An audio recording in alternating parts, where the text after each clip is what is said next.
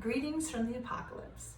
Today we're going to talk a little bit about an engraving ball. A lot of people ask me about them in setting. I do use one for setting my stones, so I'm going to give you the pros and the cons and maybe help you decide whether it's worth it for you to get one or not. So, engraving balls. The one that I have right here is actually pretty large, and you don't need one that big for setting. I got this for actual engraving, which I do once in a millennium, so probably not the smartest purchase. Although I do love it. I mean, don't get me wrong. Beautiful tools are joy forever. So at any rate, this is how an engraving ball works. All it really is, I'm gonna take this out of here so you can see everything. It's a vise. It's a vise on the ball. So, hence, engraving ball. I've got this ring in here set up.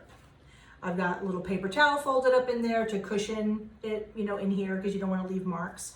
They make special little leather jaw liners and stuff like that, but it seems to be one of those things that just disappears endlessly, like all the time. So most of the time I end up folding a paper towel and sticking it in there. It works just as well. So you see, it's a vise, you open up the jaws, you stick whatever in there. Like in this case, I was getting ready to set this stacking ring, and you close it up in here. I won't do it too tight because I don't want to leave marks on here, right? So far it's really no different than any vise you would use, those little tabletop ones or the ones that like clamp onto your bench. It's all the same. What makes this different is this part. This is all a big curved ball underneath, and it rests on this little donut right here. It's like a sort of a rubbery, plasticky thing. And you can slide it around at all very different angles. And basically, it's heavy enough so that when you move it and sit it somewhere, it'll just stay there. So why is that so helpful for setting? Well, when you're setting, you always have to, you want something to hold it.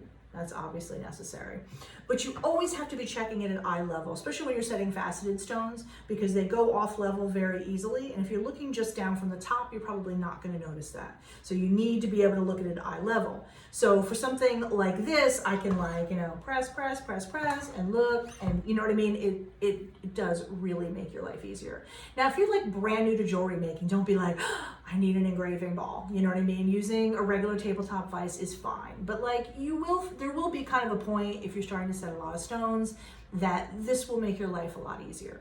So if you do decide to buy one, I'm not here to promote like a particular brand or anything, but I will tell you, they make very big, very expensive ones, very fancy, right? $1,000, that kind of thing, $800, $1,500. That is not what you need for setting. For setting, you need a small engraving block, right? Which is maybe like a 5-inch. They're talking about the little rounded thing on the bottom, like 5 inches, something like that.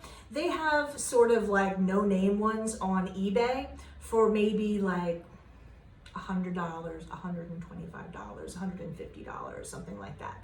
Now, I'm not saying, oh, $150, that's nothing. It's not a tool that you buy like right out of the gate. But if you're setting a lot, you will this will make your life easier, I promise. But don't go crazy. Do not be spending hundreds and hundreds and hundreds of dollars because you truly don't need it. I mean, I love to blow my money on fancy tools, God knows. So take it from me, you really don't need that for this.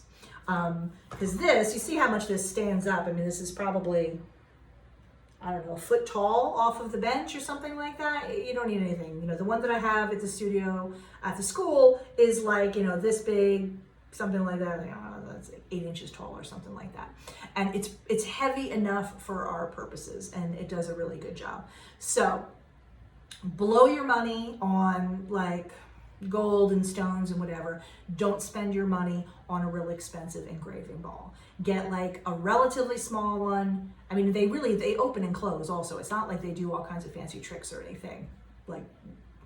Another thing that a lot of times what they'll do is they'll include all these little accessories. You know what I mean? You'll never use any of the accessories. So don't be looking for like, oh, is that the accessories I need? Or like, I need to buy the extra accessories kit. Literally, you're gonna put your thing in here and you're gonna clamp it shut. You're gonna either use a paper towel to cushion it a little bit. The only other thing I ever use with one of these is if I'm setting something that's like very crushable, you know what I'm saying? Very delicate and whatever, I'll put some jet set, you know, thermoplastic in there and pack it in to support it and then clamp that in here. But that's pretty much as fancy as it gets, so don't worry about any of the attachments. So I hope that answered some of your questions about an engraving ball. If you decide to get one, just don't buy one of the real fancy ones because it's actually a waste of money. Just buy a small one, but that's money well spent. It's worth spending 150 bucks, maybe 200 bucks on one of these. It will make your setting a lot easier. Okay, that's my advice for today. We'll talk again soon.